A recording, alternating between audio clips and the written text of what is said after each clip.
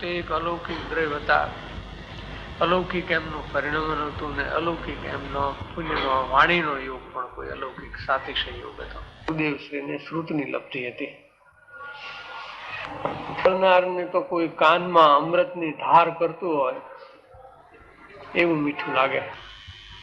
કેટલાક જીવોને તો એવું લાગ્યું છે કે જાણે કોઈ દૈવી વાણી આવે છે.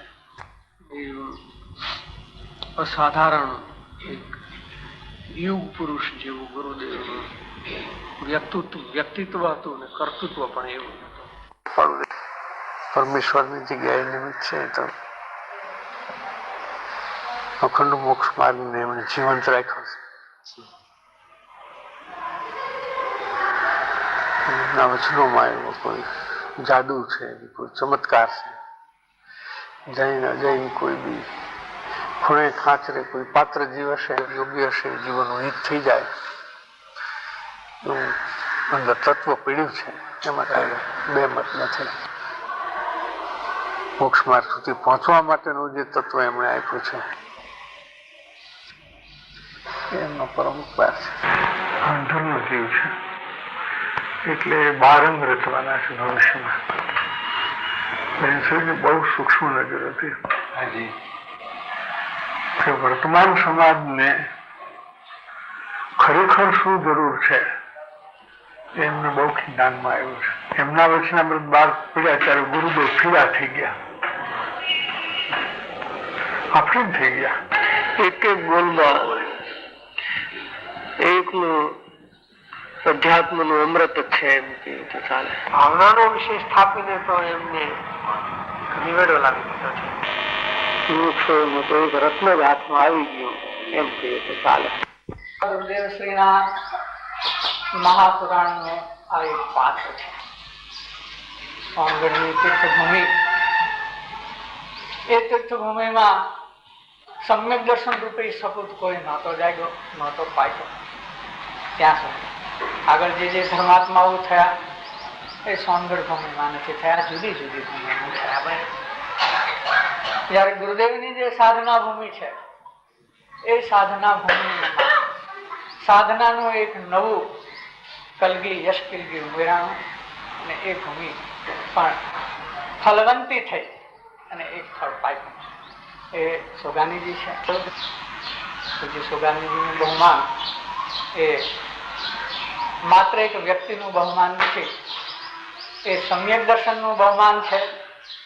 અને જે સમ્યક દર્શન ધારક મહાત્માઓ ધર્માત્માઓ છે તે અનંતા ત્રણેય કાળના ધર્માત્માઓનું એમાં સન્માન છે.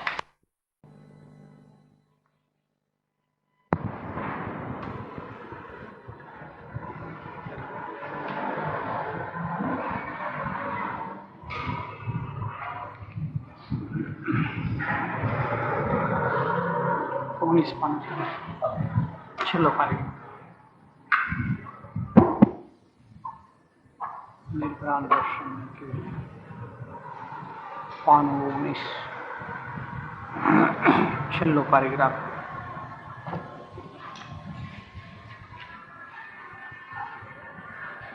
મોક્ષની ભૂમિકામાં અનિચ્છનીય તત્વ જે સ્વચ્છંદ છે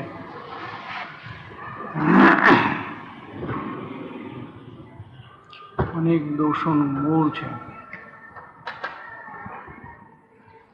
તેના કેટલાક પ્રકાર લીધા છે.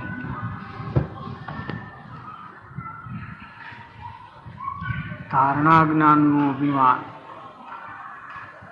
એ સ્વચ્છંદનું રૂપ છે. ખાસ કરીને શાસ્ત્રના અધ્યયનથી યાદદાસ્ત અથવા ધારણા ઉત્પન્ન થાય છે અને એવી ધારણા, શાસ્ત્ર સંબંધિત ધારણા એક નવા વિષયની ધારણા છે. લૌકિક વિષય કરતા આ વિષય જુદો પડે એવો વિષય છે અને એ વિષયની ધારણા થી બીજાથી જુદા પડતું એવી સમજણ બીજાથી જુદા પડતું એવું જ્ઞાન, પોતે જ્ઞાન માને છે. જ્ઞાન નથી પણ ખરેખર એને પોતે જ્ઞાન માને છે. કોઈ જ્ઞાનનું સ્વરૂપ નથી.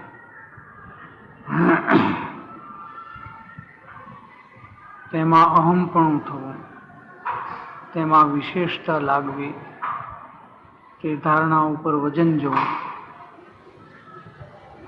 એ સ્વચ્છંદનું સૂક્ષ્મ રૂપ છે. ત્યાંથી સ્વચ્છંદ શરૂ થાય છે, અથવા સ્વચ્છંદ થવાની શરૂઆત ત્યાંથી થાય છે. અને જ્યાં સ્વચ્છંદ રૂપી અંધત્વ છે ત્યાં સુધી જ્ઞાનીના વચનોમાં અચળ પ્રેમ થતો નથી. શું કહે છે કે સ્વચ્છંદ છે એ પ્રકારનું અંધપણું છે. જેમ આંધળો માણસ યોગ્ય દિશામાં ચાલવા માટે દિશાને જોઈ શકતો નથી કે મારે કઈ દિશામાં ચાલવું જોઈએ, એવું આંધળા માણસને ખ્યાલ નથી આવતો. એમ હિતની દિશા સ્વચ્છંદને લઈને સૂચતી નથી.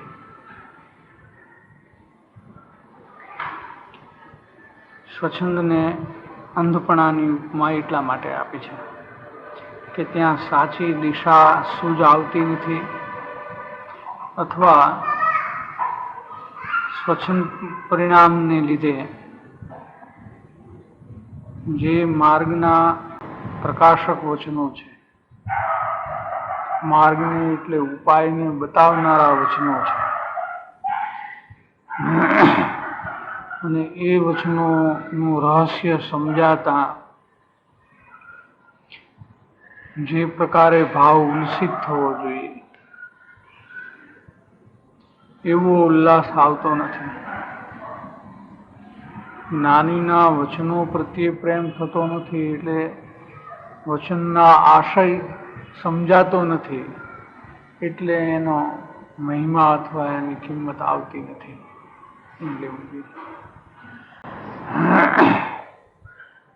મહિમા આવે તો વચનનો પ્રકાર અટકી જાય. મહિમા એટલે સમજીને કે વગર સમજીને? મહિમા પણ બે પ્રકારે જીવોને થાય છે. એક તો કૃત્રિમ મહિમા પણ થાય છે, સમજ્યા વગર બીજા મહિમા કરતા હોય તો પોતે પણ સાથે સાથે કરવા લાગે. તો એ મહિમા ખરો મહિમા નથી. પણ એટલી વાત જરૂર છે કે જ્ઞાની અને એમના વચન પ્રત્યે મહિમા કરવા જતા પોતાની નમ્રતા, પોતાની રુજુતા તો જરૂર ઉત્પન્ન થાય છે. એટલે સ્વચ્છંદને લઈને જે અહમપણું થવું જોઈએ એ અહમપણું ત્યાં ન થાય એટલો તો ફરક પડે છે. સમજાય તો મહિમા કરવા યોગ્ય છે, અને ન સમજાય તો પણ મહિમા કરવા યોગ્ય છે, એમાં તો કોઈ ફરક નથી. પણ સમજીને થવા યોગ્ય છે તો એનું કંઈક ફળ આવે, નહીતર પોતાને એનું ફળ ન આવે. આજે મહિમા કરે વગર સમજે અને કાલે પાછો એ મહિમા કરતો હોય એ પાછો સ્વચ્છંદ કરી બેસે તો એને પોતાને ખ્યાલ આવે નહીં. એવી પરિસ્થિતિમાં આવી જાય.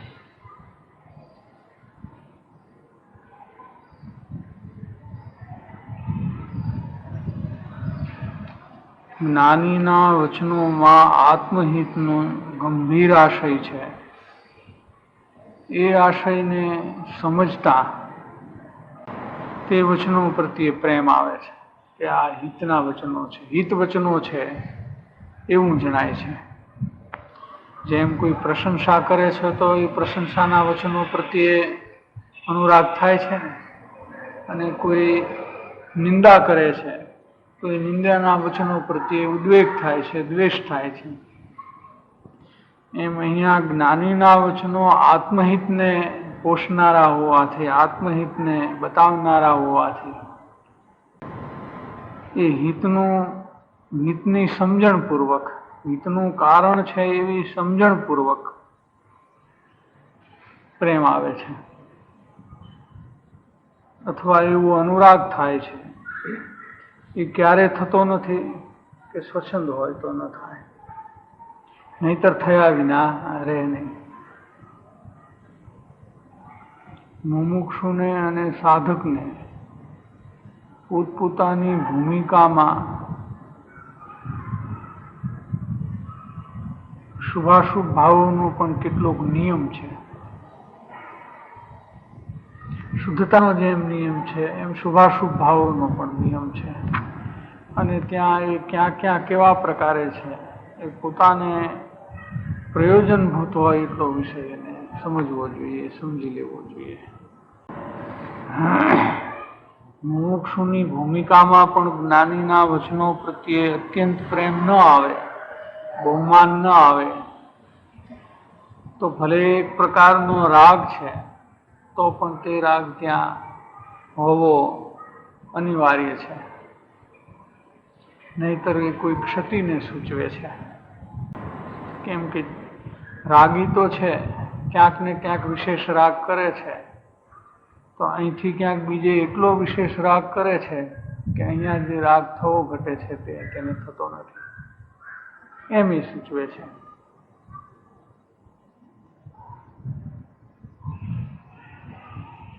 અને જ્ઞાનીના વચનોમાં અત્યંત પ્રેમ થતા તે જ્ઞાનીના વચનો તેના અંતઃકરણને સ્પર્શે એવી પરિસ્થિતિ ઊભી થાય. એ સ્વચ્છંદના સદભાવમાં વચનોનો લાભ થાય છે, એટલે વચનોનો સંયોગ થાય છે, પણ એ એના અંતઃકરણને સ્પર્શતા નથી. વચનો સાંભળવા મળે ને અર્થ સમજાય એક વાત છે, ને એની ઊંડી અસર આવે એ એક બીજી વાત છે. અહીંયા એ લીધું છે કે જ્ઞાનીના વચનોમાં અત્યંત પ્રેમ થતા તે જ્ઞાનીના વચનો અંતઃકરણને સ્પર્શે છે, અને સ્વચ્છંદના સદભાવમાં જ્યાં પ્રેમ નથી થતો ત્યાં અંતઃકરણને સ્પર્શવારૂપ પણ ક્રિયા ભજતી નથી. અને જ્યારે નિમિત્ત નૈમિતિક સંબંધે તે વચનોથી પોતાના અંતઃકરણમાં અસર થાય છે, ત્યારે જ્ઞાની પ્રત્યે પરમ વિનય ભાવ ઉત્પન્ન થયા વિના રહે નહીં. પણ અહીંયા સ્વચ્છંદના સદભાવને લીધે જ્ઞાની પ્રત્યે પરમ વિનય ભાવ ઉત્પન્ન થતો નથી. પરમ વિનય ભાવ ઉત્પન્ન થાય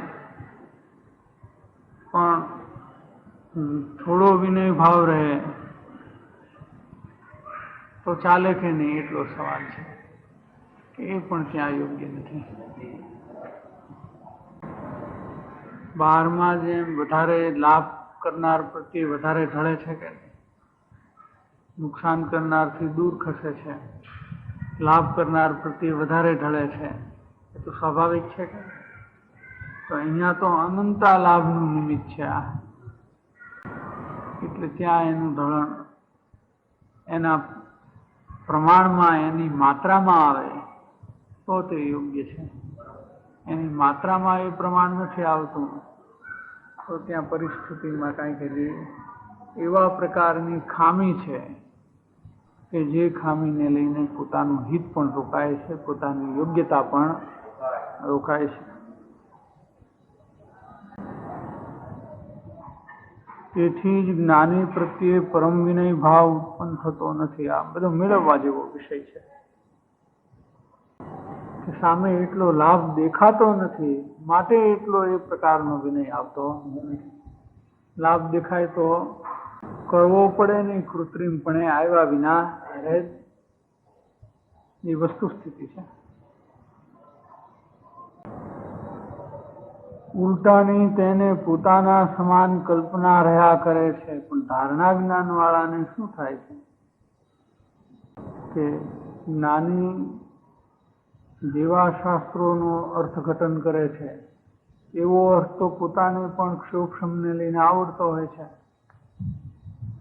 તો એને એમ થાય છે કે એમને પણ મતિશ્રુતનો ક્ષયોક્ષમ છે, મને પણ મતિશ્રુતનો ક્ષયોક્ષમ છે.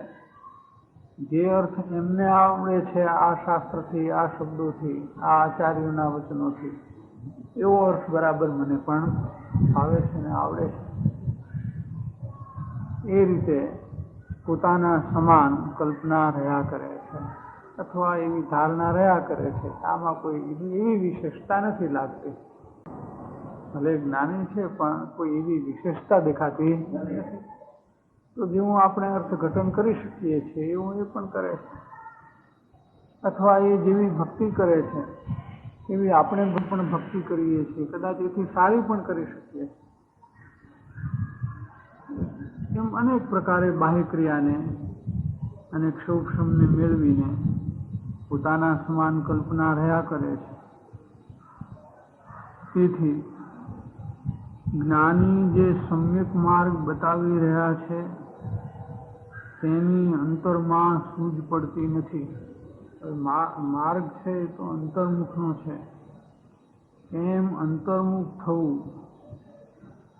એવી જે વિધિ છે એ વિધિનું પ્રકાશન અને એ વિધિની ગંભીરતાનું ઉદ્ઘાટન જ્ઞાનીના વચનોમાં અવશ્ય થતું હોય છે. પણ એ કયા જીવને સમજાય છે કે એવા જ કોઈ અંતર સંશોધનના માર્ગમાં આવીને ઊભો હોય એવા જીવને સમજાય છે. દરેકને નથી સમજાતો. જે અંદરમાં કોઈ એવા જ અંતર સંશોધનમાં અંતર્મુખ કેમ થવું એના સંશોધનમાં પડેલો હોય છે, એની ગંભીર વિધિ સામે કહેવાતી હોય છે તો પકડાય છે. અનુસંધાને નહીં થાય છે કેમ કે સામે તૈયારી છે. અને એ જેને એ સમજાય છે એને એની કિંમત આવે છે કે અરે આ કેવી રીતે બહાર રહી જવાય છે, કેવી રીતે અંદર જવાય છે. એ બે વચ્ચેનો જે તફાવત છે એનો સૂક્ષ્મ વિષય છે. એ સમજાય ત્યારે એની કિંમત આવે છે. સમજણ વગેરે એની કિંમત આવતી નથી.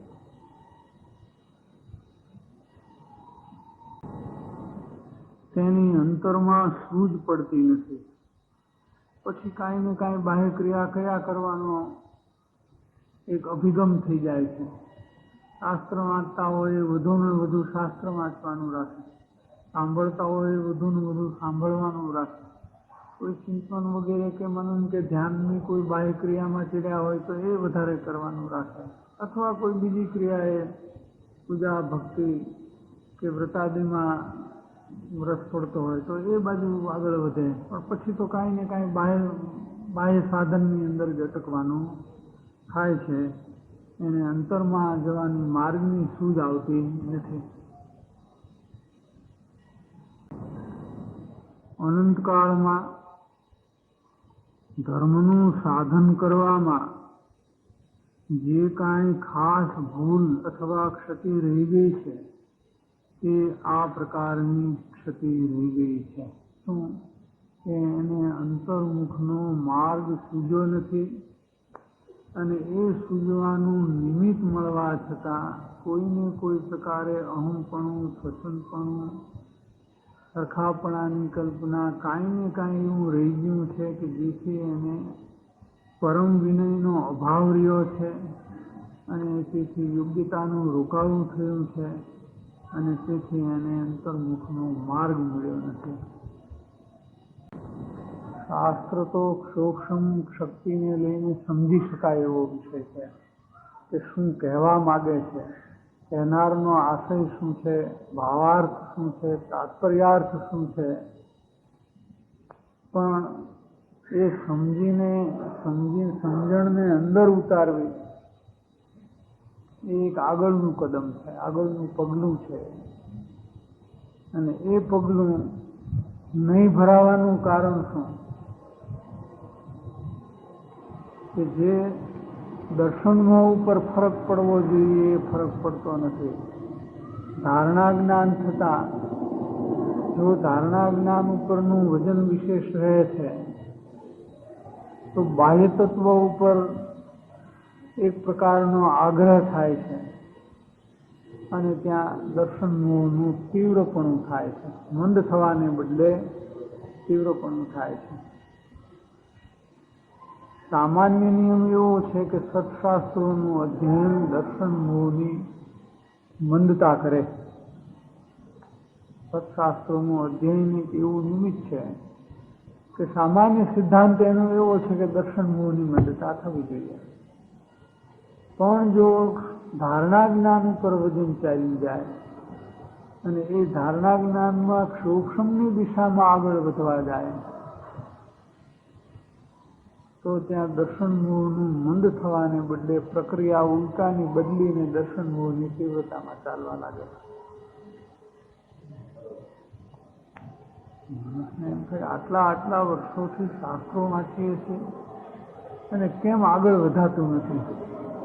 પણ આગળ વધવું તો એક બાજુ રહી ગયું, પાછળ જવાનું થાય છે એ પણ બહુ ઓછાને ખ્યાલ આવે છે કે આગળ તો ગયા નહીં પણ પાછળ ગયા છે. એવી પરિસ્થિતિ આવે છે. બહારનું ખોખું એવું ને એવું છે, એટલે બહારની ક્રિયાનું ખોખું કે અનેક સમયનો મોટો ભાગ શાસ્ત્ર વાંચનમાં જતો હોય, પૂજા ભક્તિમાં જતો હોય, શુભ યોગની ક્રિયામાં જતો હોય અને છતાં અંદરની દિશામાં આગળ વધવાને બદલે બહારની દિશામાં આગળ વધાતું હોય. દર્શનનો તૂટવાની અથવા ખલાસ થવાની, અભાવ થવાની બાજુ પ્રગતિ કરવાને બદલે એની વૃદ્ધિ થતી હોય એ ખબર ન પડે. સામાન્ય રીતે એવી ટીકા કરવામાં આવે છે કે બાહ્ય ક્રિયામાં પીડ્યા છે એ ભાવનો અભાવ કરવાને બદલે ભાવવૃદ્ધિ કરી બેઠે છે. એક સ્થૂળ બાહ્ય ક્રિયામાં લાગેલા જીવો માટે એમ કહેવામાં આવે છે. પણ એ સૂક્ષ્મતા એ બધા તબક્કે એ જ સિદ્ધાંત લાગુ પડે છે. કોઈ પણ તબક્કે એ જ સિદ્ધાંત લાગુ પડે છે.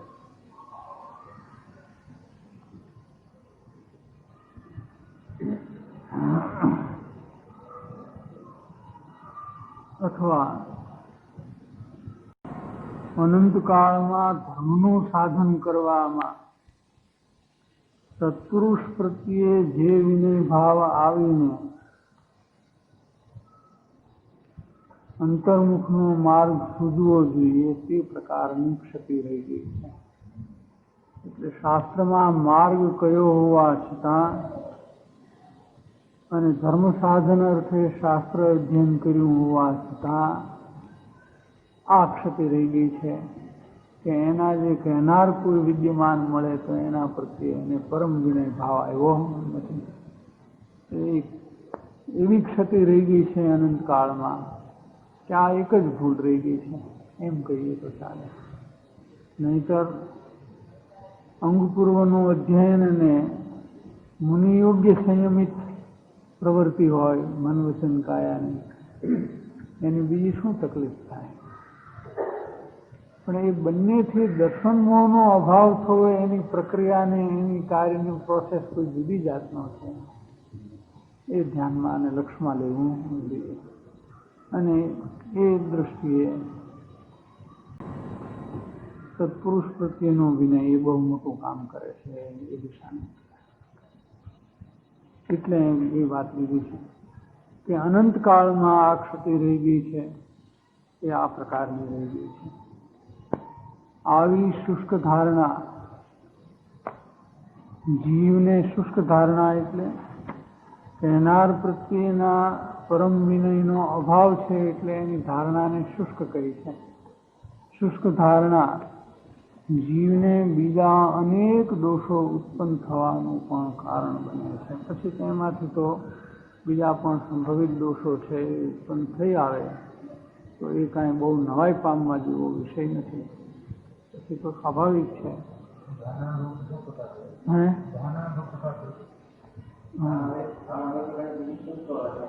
હા, શુષ્ક ધારણા છે અને એક ધારણા છે એને તો એના ઉપર વજન નથી જતું. શુષ્ક ધારણા વાળાને એના ઉપર વજન જાય છે, પેલાને વજન નથી જતું. જે રસ્તે બરાબર સાચા રસ્તે છે એને ધારણા જ્ઞાનમાં વજન જતું નથી કે જાણ્યું એટલે શું થઈ ગયું. જેવું જાણવા મળે છે એવો અનુભવ જોઈએ, એ ત્યાં આવે છે. જેમ કોઈને ભૂખ્યા માણસને મીઠાઈનું નામ લેવડાવી દો,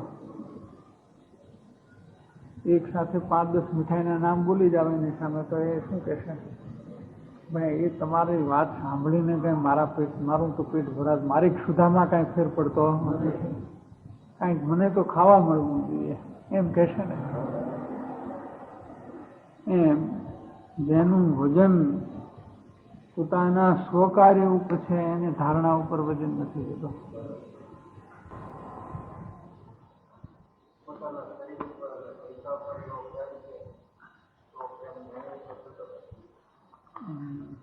રાગનું કારણ જ્યાં દેખાય ત્યાં પ્રેમ કરે છે. જીવ ક્યાં પ્રેમ કરે છે? જ્યાં એને લાભનું સુખનું કારણ લાગે છે. લાભ એટલે સુખ. જ્યાં સુખનું કારણ લાગે છે ત્યાં આપોઆપ ઢળે છે. એને દેખાવું જોઈએ કે આ મારા પરમ હિતનું કારણ છે. જેની કિંમત નથી એની કિંમત ઘણી આંકે છે. જેની તુચ્છતા આવવી જોઈએ એની ઘણી કિંમત આંકે, અને જેનો પરમ વિનય કરવો જોઈએ એના પ્રત્યે કાંઈ ન થાય. શું ઉપાય ઉલટું ચાલે તો જીવથી કાંઈ સ્વતંત્ર છે? તો કોઈ જીવ ઉલટો પણ ચાલી શકે.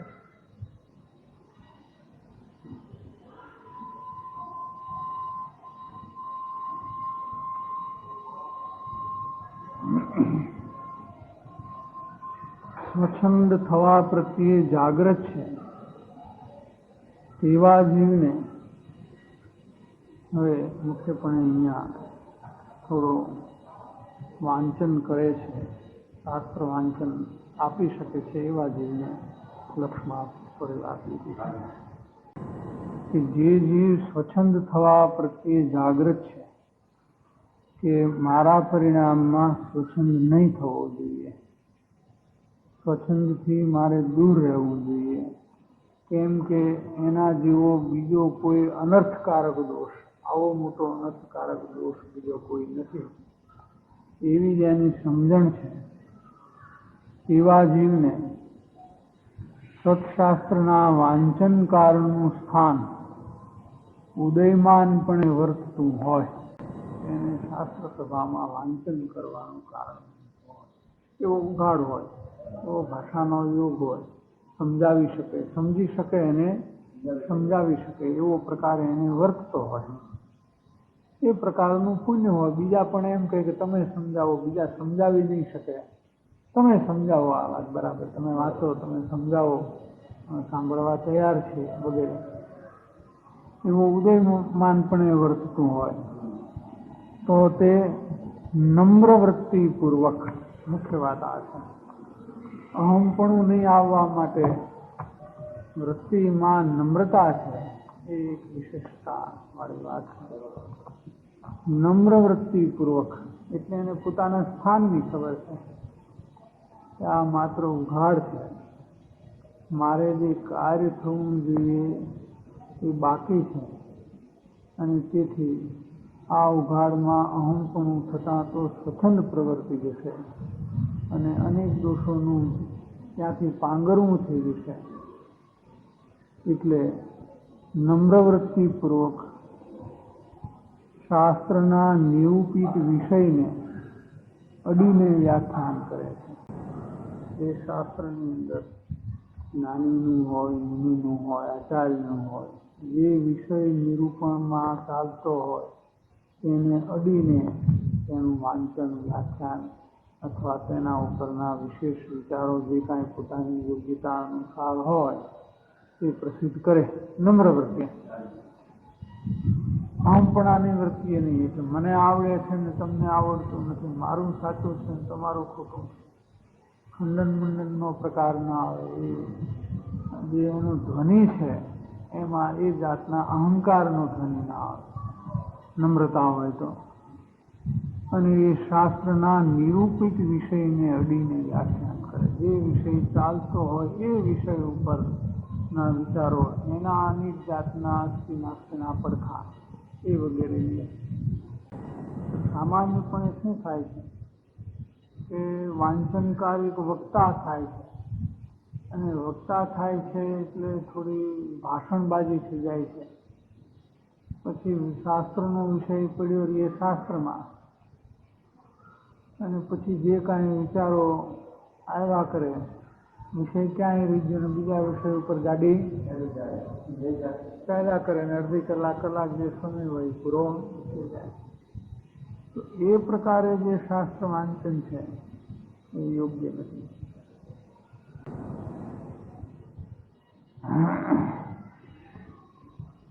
શાસ્ત્રના નિરૂપિત વિષયને અડીને વ્યાખ્યાન કરે છે.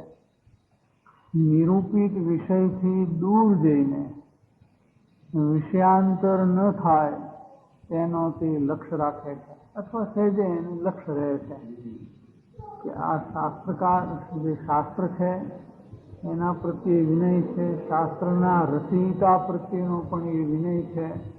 અહીંયા એમની વાત ધ્યાનમાં લેવી છે, અહીંયા એમની વાત સામે રાખી છે, તો એ જે કહે છે એ વિષય ઉપર અત્યારે વિચારવું જોઈએ.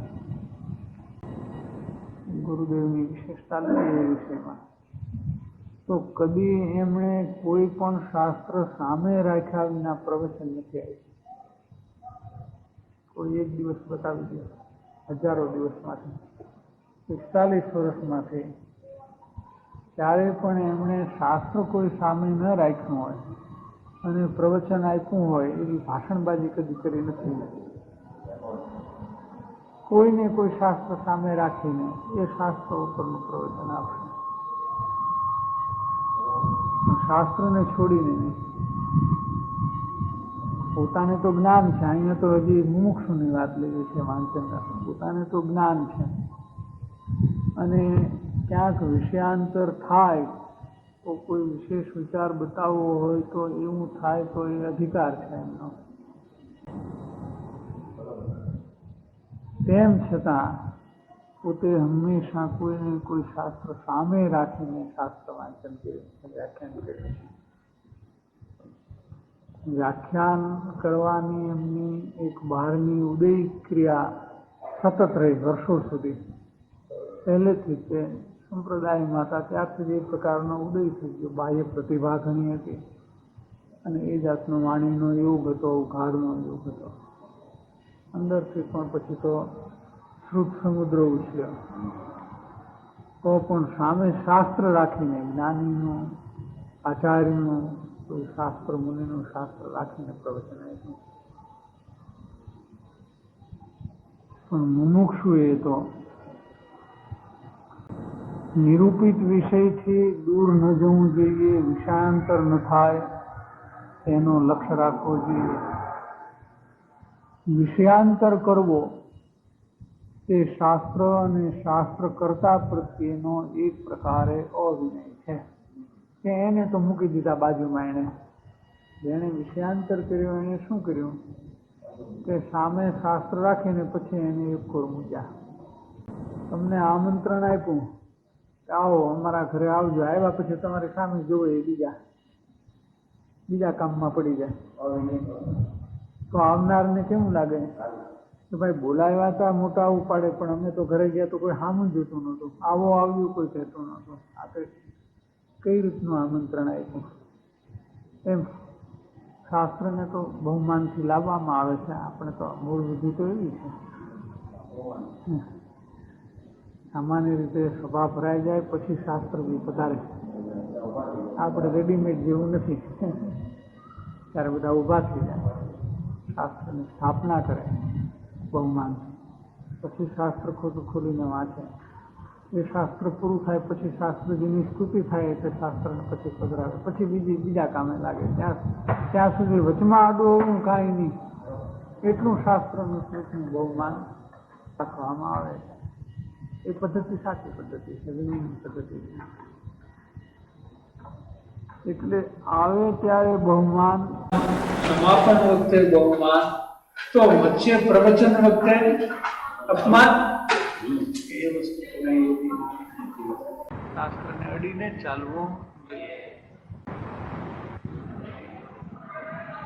મિત્ર વિનયનો એવો પ્રકાર આવે છે કે જ્ઞાનીની વાત હૃદયને સ્પર્શે. હા, તો સ્પર્શ તો વિનયથી સાંભળે તો સ્પર્શ, નહીં તો સ્પર્શે જ નહીં. સીધી વાત છે.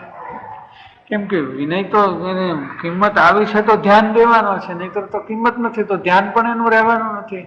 જ્યાં કિંમત છે ત્યાં ધ્યાન જશે. સાંભળતા સાંભળતા ક્યાં જશે ઉપયોગ? જ્યાં કિંમત આવી છે ત્યાં ચાલ્યો જશે ઉપયોગ. રોકો નહીં રોકી શકાય. બહુ સ્વાભાવિક છે, તો એકદમ કુદરતી છે એ વસ્તુ.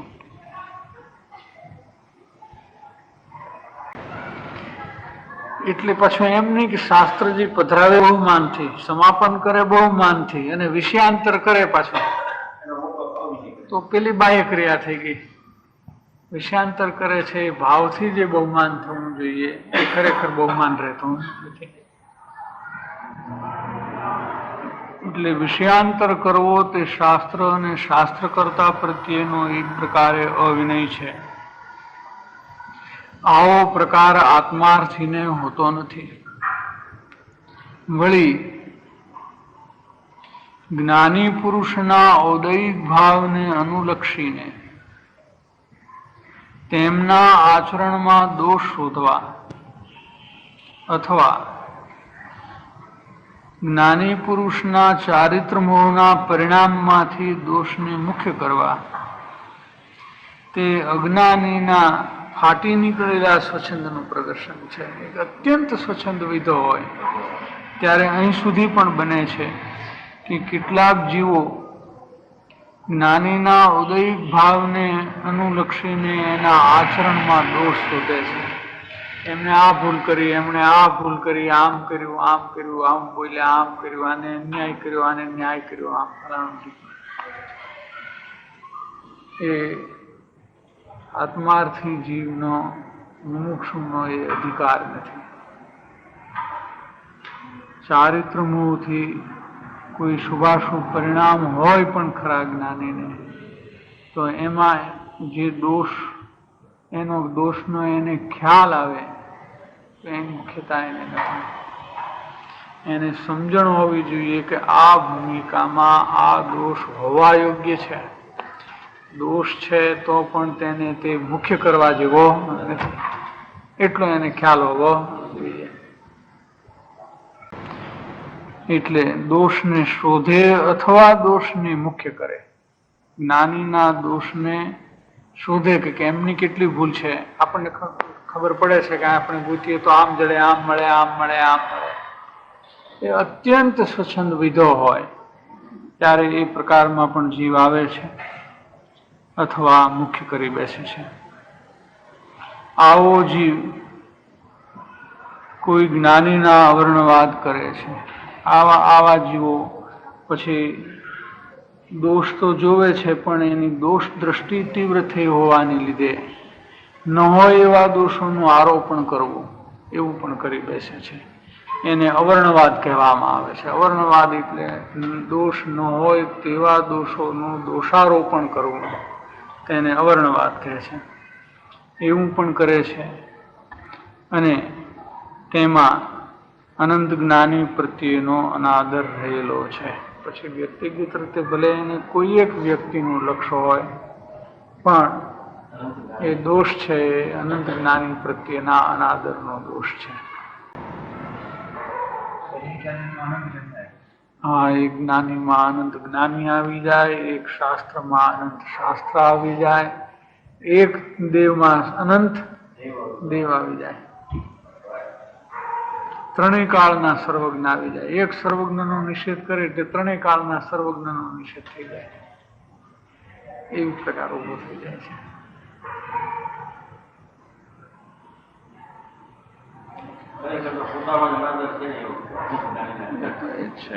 સામાન્ય રીતે તો શું છે, જે જીવને ભાવ ભ્રમણનો ભય હટી જાય છે પછી સ્વચ્છંદના માર્ગમાં જીવ આવે છે.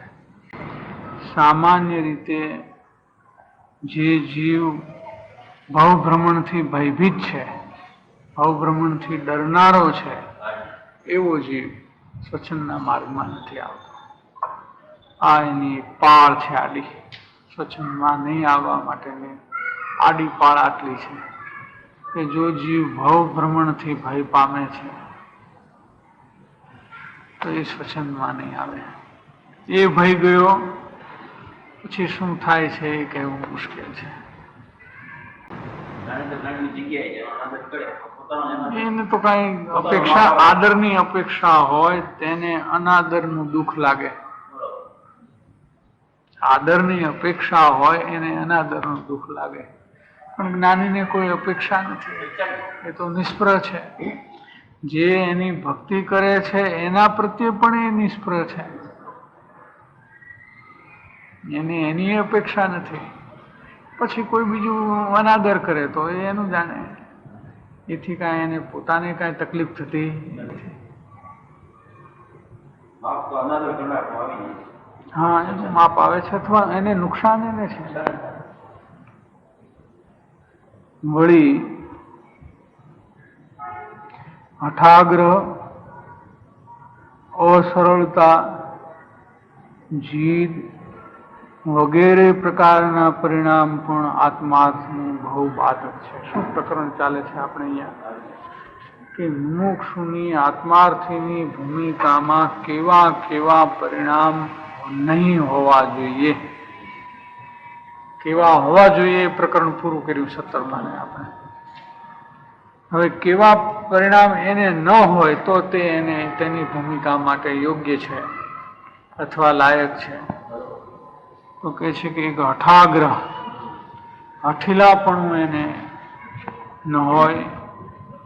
એ અસરળતાની પ્રકૃતિ છે. હઠ છે, જીદ છે, એ અસરળતાની પ્રકૃતિ છે. અસરળતા છે એ માયાની પ્રકૃતિ છે. ક્રોધ, માન, માયા, લોભ ચારમાં એ માયાના વિભાગમાં જાય છે.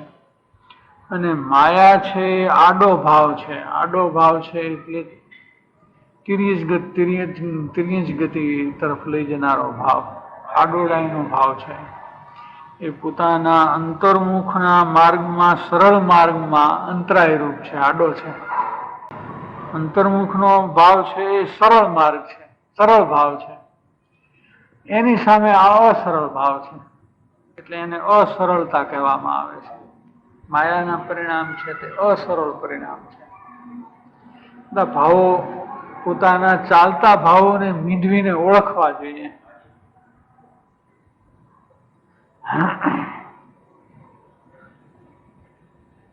હઠાગ્રહ, અસરળતા, જીદ એ વગેરે પ્રકારના પરિણામ પણ આત્માર્થને બહુ બાધક છે. આમ તો દોષ માત્ર આત્માર્થને બાધક છે, પણ આ પ્રકારના પરિણામ આત્માર્થને બહુ બાધક છે, ઘણા બાધક થાય છે. તેમ ખચિત જાણવા યોગ્ય છે. ખાસ કરીને એ જાણવા યોગ્ય છે. વિશેષપણે એ જાણવા યોગ્ય છે.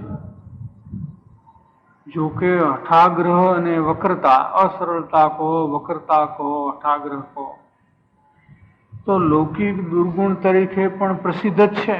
લૌકિકમાં પણ એ દુર્ગુણ તરીકે જ ગણાય છે. હઠાગ્રહ છે, વક્રતા છે, એને કોઈ ગુણ સમજતું નથી. એ લૌકિક દુર્ગુણ અને લૌકિક દોષમાં પણ એ પ્રસિદ્ધ જ છે. પરંતુ અહીં અલૌકિક માર્ગમાં પણ હઠથી કાર્ય થતું નથી, કારણ કે આ માર્ગ સહજ જ છે. આ માર્ગમાં પણ કોઈ હઠથી તો કાર્ય થતું નથી. પરિણામ ભલે બગડે પણ આટલું તો આમ જ કરવું, તેમ જ કરવું, એ આ માર્ગનું કામ નથી. થોડું આપણે દ્રષ્ટાંત લઈએ છીએ કે ઉપવાસ કરે છે ને માણસ હઠથી પછી ઊંઘે, હઠ કરીને કોઈ અશુભ પ્રવૃત્તિમાં એટલે રમતમાં લાગી જાય, અથવા નોવેલમાં છે કે એવું કાંઈ લૌકિક પ્રવૃત્તિમાં લાગી જાય, તો એ બધો જેમ સ્થૂળ હઠ છે એમ કોઈ પણ તબક્કે લઈ લેવું કે આ માર્ગ છે એ સહજ માર્ગ છે, અલૌકિક માર્ગ છે એ તો સહજ માર્ગ છે, અને એ સહજ માર્ગમાં ક્યાંય હઠથી તો કામ થવાનું નથી. મોક્ષ માર્ગમાં જેટલા કોઈ વ્રત, નિયમ, સંયમના પરિણામ છે એ જ્ઞાનીને હઠ વગર હોય છે. આ એનો નિયમ છે. વચનામૃતમાં એ વાત પ્રસિદ્ધપણે લીધી છે પૂજ્યશ્રીએ કે જ્ઞાનીને એ તમામ પ્રકારના પરિણામ હઠ વગર હોય છે. એમ એ કેમ હઠ વગર હોય છે કે પહેલી આત્માર્થીની ભૂમિકામાંથી જ એ પદ્ધતિમાં જીવ આગળ વધેલો છે. હઠથી આગળ વધેલો જીવ નથી. સહજ માર્ગમાં સહજપણે સહજતાથી આગળ વધતો જીવ હઠ માર્ગમાં ચડીને પોતાનું અહિત કરે એ નથી.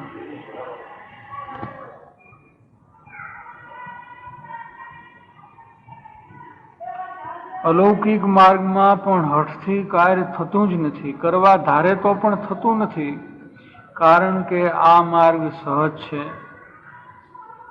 હઠથી કે ઉતાવળથી કે અધીરજથી માર્ગ પ્રાપ્ત થતો નથી. જેમ હઠના પરિણામ છે એમ પરિપક્વતા આવ્યા વિના ઉતાવળથી કે અધીરજથી પણ માર્ગ પ્રાપ્ત થતો નથી. એનો જે નિયત ક્રમ છે એ એમાં જ આવવું જોઈએ. જેમ કે પોતાને પોતાની આત્મિક શાંતિની જરૂરિયાત ભાસવી જોઈએ. મારું આત્મિક સુખ મારામાંથી આવે એની જરૂરિયાત જ જો ન ભાસે તો એનો અર્થ એ છે કે બહારમાં જે સ્થિતિ છે એને ઠીક છે, મંજૂર છે, એને આત્મિક શાંતિની જરૂરિયાત નથી. તો જરૂરિયાતને લઈને જે જરૂરિયાતની દિશામાં જે કાંઈ પ્રયત્ન થાય એ પ્રયત્ન ન થાય કોઈ દિવસ. જ્યાં જરૂરિયાત છે ત્યાં સંશોધન થાય છે, જ્યાં જરૂરિયાત છે ત્યાં એ દિશાની અંદર પ્રયત્ન થાય છે. પણ જેને જરૂરિયાત નથી એને શું પ્રયત્ન થવાનો? કાંઈ નહીં. ઠીક છે, ચાલે છે, બધું બરાબર છે, આમ નામ ગાડું ચાલે જાય છે, કાંઈ વાંધો નથી. તો એને જે સહજપણે અંદરથી જોઈએ છે અને એના માટે જે કાંઈ એને ભાવના આવવી જોઈએ, જિજ્ઞાસા આવવી જોઈએ, લગ્ન આવવી જોઈએ, પુરુષાર્થ આવવો જોઈએ, એ બધા પ્રકારના પરિણામ એક જરૂરિયાતની નો અભાવ છે એ પ્રકારની જે ખામી છે એને લઈને ન હોય તો પછી કૃત્રિમતા કર્યા કરે તો એથી તો કોઈ કાર્ય થાય નહીં.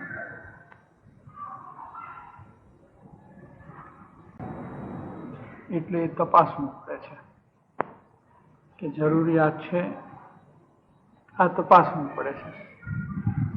જરૂરિયાત છે, જો જરૂરિયાત નથી તો હવે જે કાંઈ કરું છું એ બધું કૃત્રિમ થાય છે, હઠથી થાય છે, કે ગમે તે પ્રકારે થાય છે એ પ્રકાર યોગ્ય પ્રકાર નથી એમ લેવું પડે છે.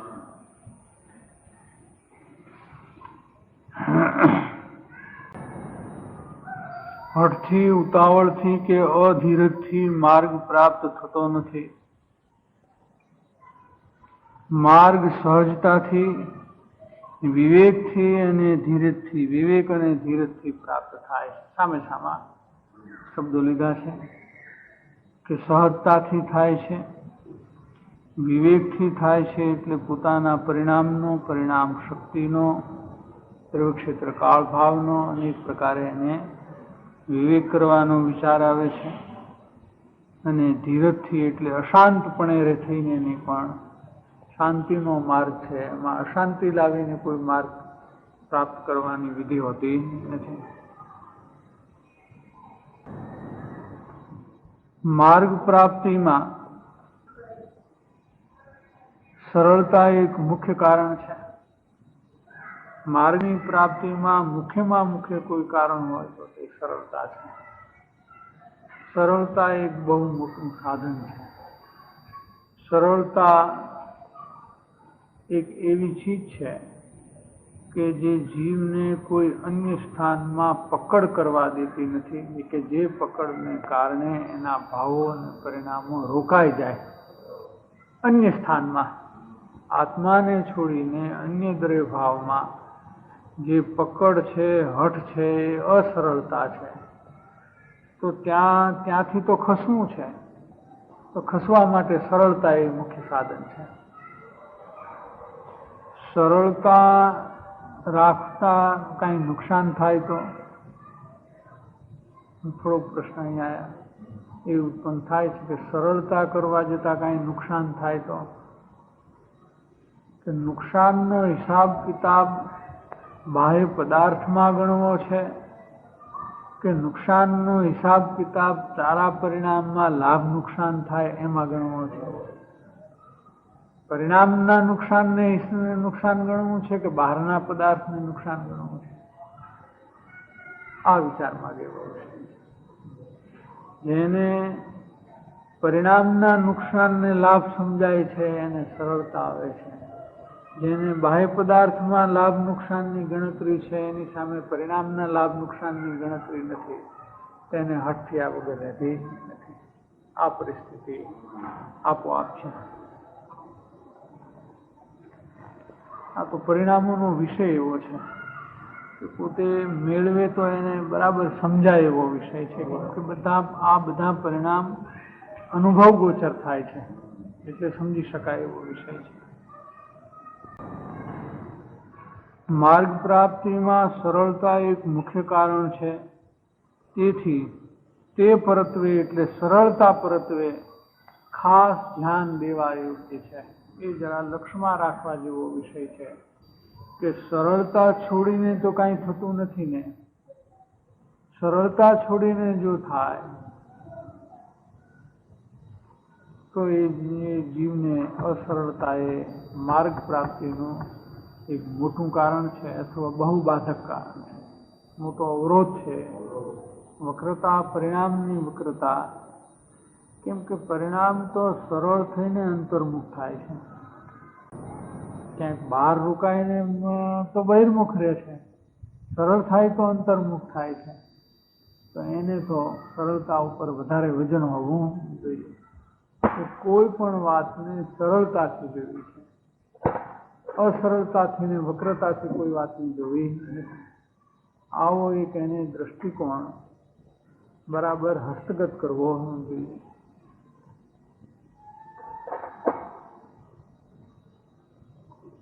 સરળતા ઉપર તત્વાર્થની એક વાત ધ્યાનમાં લેવા જેવી છે.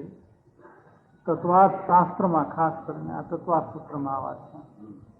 વિધાન છે કે 4 ગતિમાં મોક્ષ માર્ગ પામવા માટે મનુષ્ય ગતિ ઉત્તમ છે. 4 ગતિ છે એમાં મોક્ષ માર્ગને વધારે અનુકૂળ ગતિ કઈ છે કે એક મનુષ્ય ગતિ છે. એ મોક્ષ માર્ગ માટે અનુકૂળ ગતિ છે. એટલી તિર્યંક ગતિ એટલી અનુકૂળ નથી, દેવનાર્થી પણ એટલા અનુકૂળ નથી. કેમ કે તિર્યંક ગતિમાં વિચાર શક્તિ, વિવેક શક્તિ મૂંઢાઈ જાય છે. દેવગતિમાં રાગના પ્રવાહમાંથી નીકળવું મુશ્કેલ પડે છે. નારકીમાં દ્વેષના પ્રવાહમાંથી નીકળવું અત્યંત મુશ્કેલ છે. એટલે એક મનુષ્ય ગતિ ઉત્તમ છે અને તે સરળતાયુક્ત પરિણામના ફળમાં ઉત્પન્ન થાય છે. મનુષ્ય જીવ કેમ થયો ત્યાં પ્રકરણ એ ચાલ્યું છે તત્વાર્થ સૂત્રની અંદર કે 4 ગતિ થવાના કારણરૂપ પરિણામ કેવા કેવા હોય, કેવા પરિણામ જીવને થાય તો કઈ ગતિમાં જાય, કેવા પરિણામ થાય તો કઈ ગતિમાં જાય, એ પ્રકરણ ચાલ્યું છે. એમાં એક આ વાત ચાલી છે રુજુતાની, સરળતાની, કે મનુષ્ય ગતિનું કારણ શું, એવા પરિણામ મનુષ્ય ગતિનું કારણ થાય તો કે જીવે કંઈક સરળતા સેવી છે માટે મનુષ્યો છે. એને ભૂતકાળના પરિણામની ખબર ન હોય, કેમ કે એ તો ભૂલી જવાય છે. જાતિસ્મરણવાળાને યાદ આવે એ બીજી વાત છે, પણ એ તો બહુ થોડું યાદ આવે છે. જાતિસ્મરણમાં કાંઈ બધું જ યાદ નથી આવતું. તો જે મનુષ્ય થયો છે એ સ્પષ્ટ સૂચવે છે કે એણે કાંઈક પરિણામમાં સરળતા રાખી છે ત્યારે મનુષ્ય થયો છે. હવે એ સરળતામાં જ એ આગળ વધે તો એ મનુષ્ય મોક્ષને વધારે યોગ્ય ગતિ છે. એ જ સરળતાને એ વધારે વિકસાવે તો મોક્ષ માર્ગમાં આગળ વધે. અને મનુષ્ય થયા પછી અસરળતામાં જાય તો મનુષ્ય પણ ગુમાવી બેસે, પાછા દુર્ગતિમાં જાય. બહુ ભાગ છે, જેમ ગતિમાં જાય. 4 ગતિમાં મોક્ષ માર્ગ પામવા માટે મનુષ્ય ગતિ ઉત્તમ છે અને તે સરળતાયુક્ત પરિણામના ફળમાં ઉત્પન્ન થાય છે. મનુષ્ય ઊભો થયો એ સરળતાનું કારણ છે. હવે મનુષ્યમાં પણ, મનુષ્ય થયા પછી પણ, મનુષ્યમાં આવ્યા પછી પણ જે જીવ સત્યનો સ્વીકાર કરવા પર્યંત સરળતા સેવે, હવે અહીંયા કેટલી સરળતા એની સેવાની છે. પરમ સત્ય છે એનો સ્વીકાર કરવો છે, પરમ સત્યનો સ્વીકાર કરવો છે, પરમ સત્યનો સ્વીકાર કરવો છે અને એ સ્વીકાર કરવામાં જે કાંઈ કરવું પડે તે કરવા જે સરળતાથી તૈયાર છે. સત્યને સ્વીકારવા માટે જે કાંઈ કરવું પડે તે કરવા એ તૈયાર. એટલી જેની અભિપ્રાયમાં સરળતા ઊભી છે એને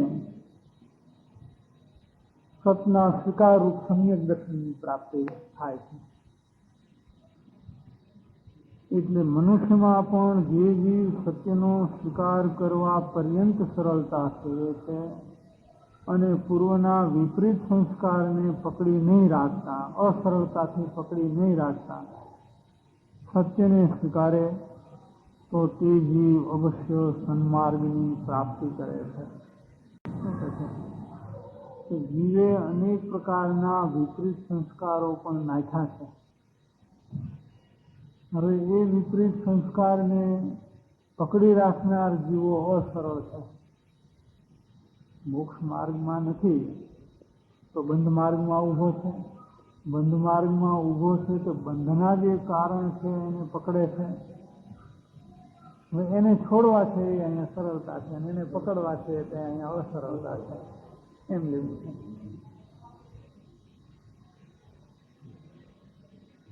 અથવા બહુભાગ જીવોને તો સત્ય અથવા પરમ સત્ય શું છે એ કાને પડતું નથી અને એવા જીવો તો બહુભાગ પૂર્વકર્મના ઉદયમાન પ્રવૃત્તિમાં રહીને મનુષ્ય જીવન પૂરું કરે છે. પણ જે જીવોને કોઈ પૂર્વ પુણ્યના, મહાન પુણ્યના યોગે આ પરમ સત્ય છે એમ કાને પડ્યું, એને એટલી સરળતા આવી ઘટે કે આ એક જ હવે મારું લક્ષ્ય છે, આ પરમ સત્યને પ્રાપ્ત કરવું એ જ મારું લક્ષ્ય છે, એ એની સરળતા છે. અને એ એના ઉપર વજન જવાને બદલે બીજે વજન જાય અને સત્ય રહી જાય ત્યારે એ અસરળતા મચાઈ જાય. અહીંયા પારમાર્થિક સરળતાને અસરળતા લેવી છે. પૂર્વના વિપરીત સંસ્કારને પકડી નહીં રાખતા સત્યને સ્વીકારે તો તે જીવ અવશ્ય સન્માર્ગની પ્રાપ્તિ કરે છે.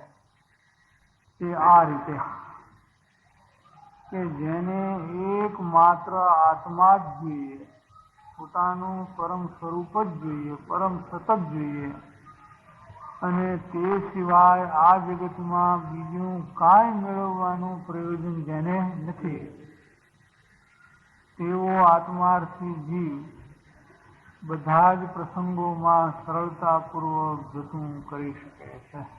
તે પછી બહારમાં પકડમાં આવતો નથી, એને સરળતા આવી જાય છે. ચાલો જવા દો, જે થયું આપણે આપણું કામ છે, જે થયું તેથી આપણે આપણું કામ છે, એ ત્યાંથી શીખી જાય છે. કેમ કે તેને આ જગતમાંથી બીજું કાંઈ મેળવવું નથી, આત્મા સિવાય બીજું પણ કાંઈક જેને મેળવવું છે તેને આ પારમાર્થિક સરળતા આવવાની નથી. જેને એક આત્માની જ પ્રાપ્તિ કરવી છે એને પારમાર્થિક સરળતા આવશે. આ એનો નિયમ છે. નહીંતર એને અસરળપણે જે બીજું જોઈએ છે એ લેવું છે એમાં અસરળતા ઊભી થયા વિના રહે જ નહીં. એ નિયમ બદલવા છે. આ બીજું જગતના પદાર્થમાં તો એ છે, મુખ્ય બે છે પ્રકૃતિ, એક જીવની લોભની અને બીજી જીવની માનની. લોભથી બાહ્ય પદાર્થો જોઈએ છે અને માનની અંદર અનેક પ્રકારની કીર્તિ આબરૂ પ્રશંસા એ જોઈએ છે. એનું માન લોભ પછી માયામાં તો બીજું કાંઈ એ તો એને કારણે થાય છે, લોભને કારણે થાય છે, માનને કારણે થાય છે, અને ક્રોધ પણ એને કારણે થાય છે કે એમાં બાધક થાય છે. માનને કે બીજી પદાર્થ લોભનો વિષય એના અર્થે માયા સેવવી પડે અથવા એમાં કોઈ બાધક થાય તો ક્રોધ કરવો પડે. બસ એટલે મુખ્ય જે બે પ્રકૃતિનો વિષય છે, માનનો વિષય અને લોભનો વિષય, એ મુખ્ય છે. એ જેને નથી તેવો આત્માર્થી જીવ બધા જ પ્રસંગોમાં સરળતાપૂર્વક જતું કરી શકે છે.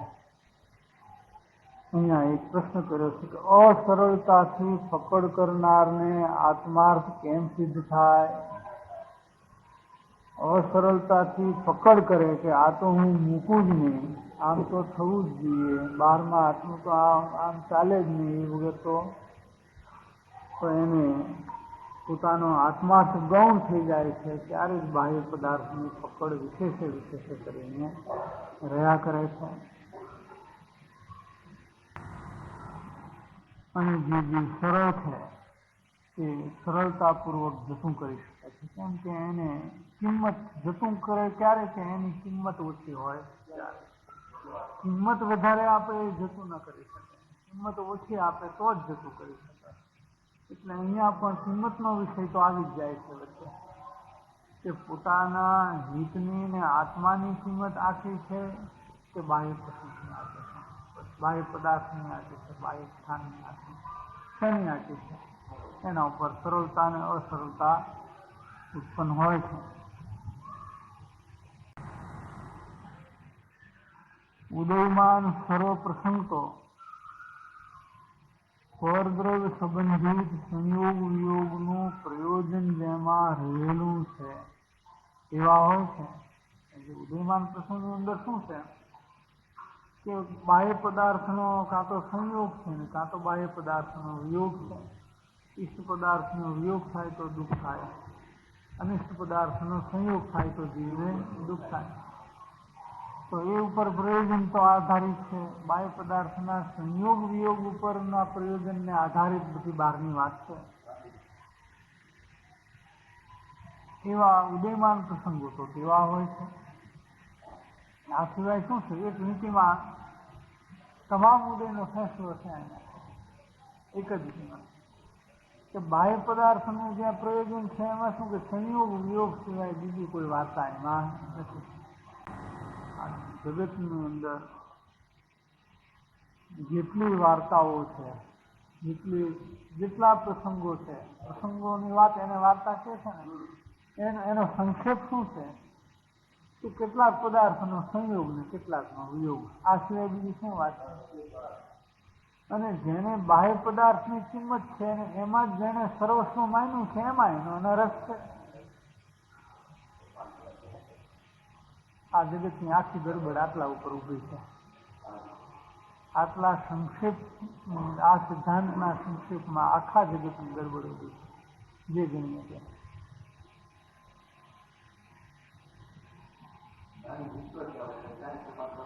કિંમત ગઈ ને, કિંમત ગઈ કે ત્યાં આત્મા નથી.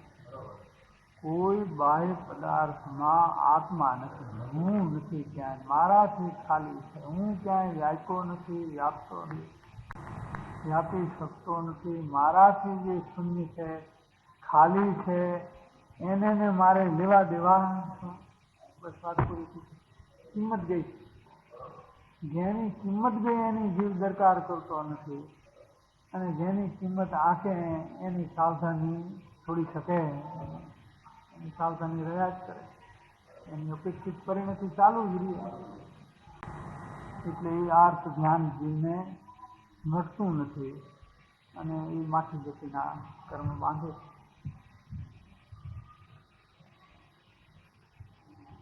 છે. ઉદયમાન સર્વ પ્રસંગ તો પરદ્રવ્ય સંબંધિત સંયોગ વિયોગનું જ માત્ર જેમાં પ્રયોજન રહેલું છે તેવા હોય છે ત્યાં પરદ્રવ્યથી ભિન્નતા કેળવવાનો પ્રયત્ન કરનાર એવો આત્માર્થી. આત્માર્થી કેવો છે કે જે પરદ્રવ્યની ભિન્નતા કેળવવાના પ્રયત્નમાં પડ્યો છે. હું તો આનાથી ભિન્ન છું, એ મારે કેળવવું છે. મારા ભાવમાં શું કેળવવું છે, મારા અભિપ્રાયમાં શું કેળવવું છે, કે આની ભિન્નતા કેળવવી છે. જેની ભિન્નતા કેળવવી છે એની હારે પકડ કરવાનો ક્યાં પ્રશ્ન ઉભો થાય છે? એટલે આખી લાઈન જુદી છે. જેને એની ભિન્નતાનો અભ્યાસ, પ્રયત્નરૂપ અભ્યાસ ચાલે છે, એની પકડ કરવાનો તો પ્રશ્ન જ રહેતો નથી.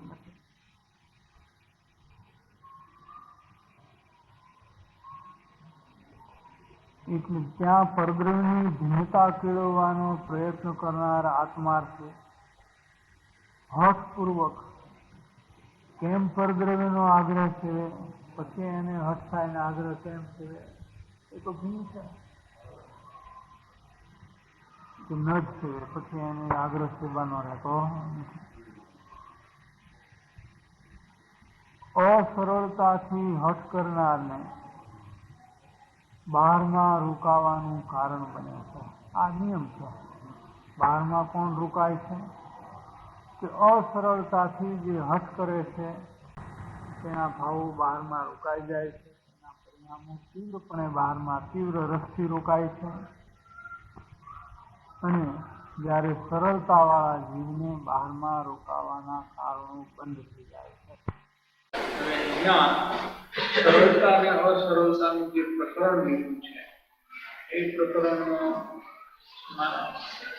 અંદરનો વિષય વિચારવા જેવો એ છે કે પરિણામ રસ સાથે કોને સંબંધ છે?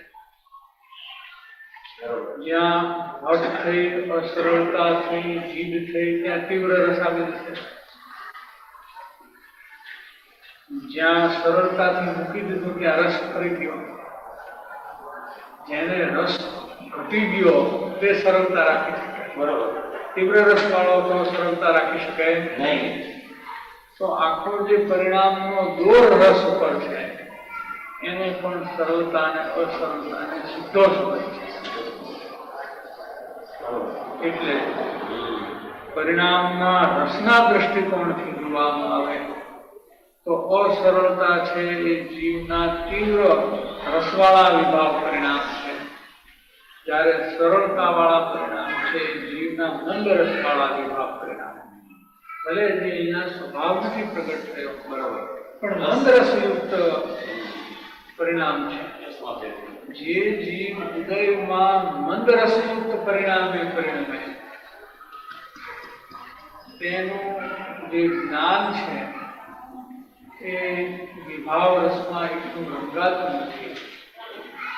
એટલે એને જ્ઞાનમાં વિવેક કરવો ખુલ્લો રહે છે.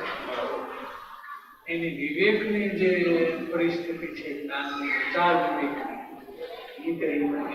એ શક્તિ એની બરાબર કામ કરી શકે છે વ્યવસ્થિતપણે. અને જે તીવ્ર રસથી વિભાવમાં ઉદયમાં પરિણમી જાય છે તે જીવને જ્ઞાન તો સાથે સાથે જોડાઈને એટલું બધું રંગાઈ જાય છે, પણ દર્શનનું પણ એ વખતે તીવ્ર થાય છે. બરોબર. રસને, વિભાવ રસને જ્ઞાન સાથે સંબંધ છે, જ્ઞાનની મલિનતા સાથે, જ્ઞાનની ભૂમિકાની નિર્મળતા સાથે સંબંધ છે. અને તીવ્ર રસને, મંદ રસને દર્શનો સાથે પણ સંબંધ જોડાય. બરોબર. બે મહત્વના મુદ્દા અહીંયા કામ કરે છે. એટલે સરળતાનું જે પ્રકરણ છે એ એટલા માટે લીધું છે કે આ ધ્યાન દેવા જેવું જે પ્રકરણ છે, એથી સરળતા ખાસ ધ્યાન દેવા જેવું આવે. એટલે ક્યાંય પણ સરળતા અસરળતા થાય છે તો એ જરાક ચેતવા જેવું છે. તમામ પ્રસંગોમાં, ઉદયના તમામ પ્રસંગોમાં સરળતાથી કેમ ચાલ્યું દેવાય છે, આ એક એનો દ્રષ્ટિકોણ ધ્રુવ થઈ જવો જોઈએ. બરોબર. અથવા અખંડ રહેવો જોઈએ. તો બહુ મોટો ફરક પડે છે. નહીતર ક્યાં ભૂલ થાય એને પોતાની ખબર નહીં પડે.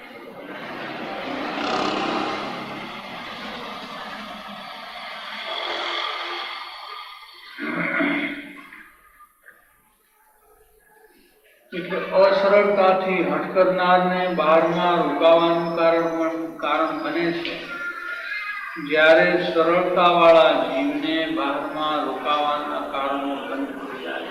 આપોઆપ જ એને રોકાવાના કારણો મંદ રસ્તે ચાલે છે, રોકાવાનું કારણ રહેતું નથી. તે સરળતાથી જતું કરે છે, સરળતાને લઈને એ જતું કરી દે છે.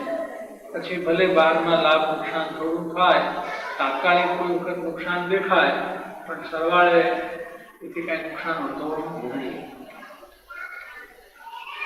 તે સરળતાથી જતું કરે છે. આ ઉપરાંત આ તો વ્યવહારિક વાત છે. પારમાર્થિક સરળતા તે છે કે પોતાના પરિણામમાં ઉપજતા શુભ ભાવની પણ પકડ અને હઠ ન રહે. ત્યારે શુભ ભાવ ઉપરનું વજન અને શુભનો રસ ઘટે છે, અને ત્યારે તે જીવ શુભમાં ન અટકે તેવી સ્થિતિમાં સમ્યક દર્શનનો અધિકારી થાય છે. આ સરળતાના પ્રકરણને હવે પારમાર્થિક વ્યવહારિક પરથી પારમાર્થિક લઈ જવામાં આવે છે. વ્યવહારિક સરળતા કોઈ જીવને હોય છે અને પારમાર્થિક સરળતામાં ન પણ આવી શકે, પણ વ્યવહારિક અસરળતામાં હોય અને પારમાર્થિક સરળતામાં આવી જાય એવું તો કઈ બને નહીં. આવું બને છે કોઈ જીવને વ્યવહારિક સરળતા હોય પણ પારમાર્થિક માર્ગનું લક્ષ્ય જ ન હોય પરમાર્થ, તો વ્યવહારિક સરળતામાં મનુષ્ય ઘણા જીવો થાય. એવા પણ હોય છે કે જે મનુષ્ય ભરીને મનુષ્ય થાય, મનુષ્ય ભરીને મનુષ્ય કોક જ થાય, બહુ ઓછા જીવો થાય. મોટા ભાગે ત્રીજ ગતિમાં જાય. જે તીવ્ર પાપી હોય તો નારકીમાં જાય, ઘણા તીવ્ર શુભનો રસ હોય તો દેવમાં જાય. પણ કેટલાક સરળ પરિણામી જીવો મનુષ્યપણાના પાછા પ્રાપ્ત થાય છે. પણ પારમાર્થિક માર્ગનું લક્ષણ હોય સરળતા આત્મહિતાર્થ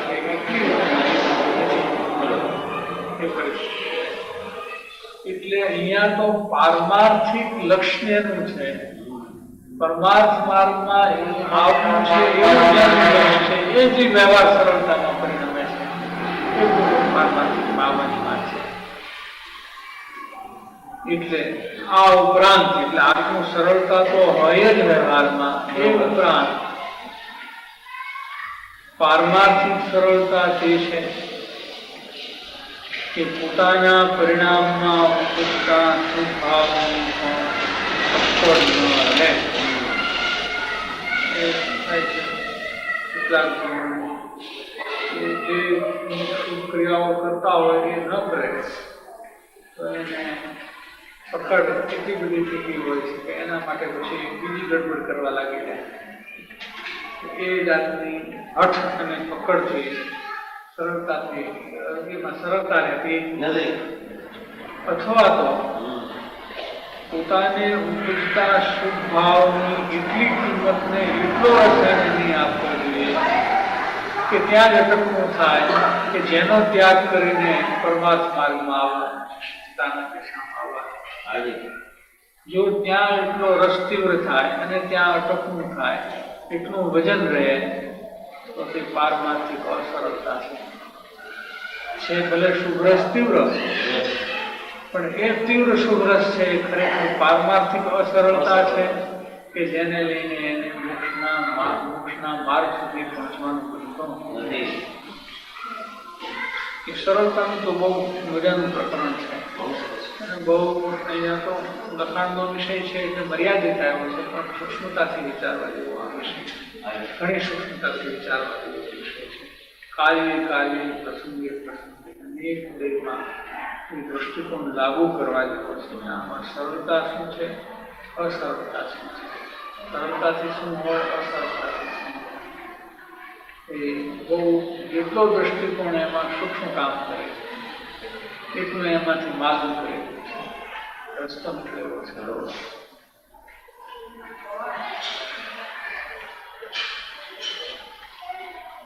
શુભ ભાવને પણ પકડ ન રહે, શુભ ભાવ ઉપર વજન અને શુભનો રસ ઘટે છે.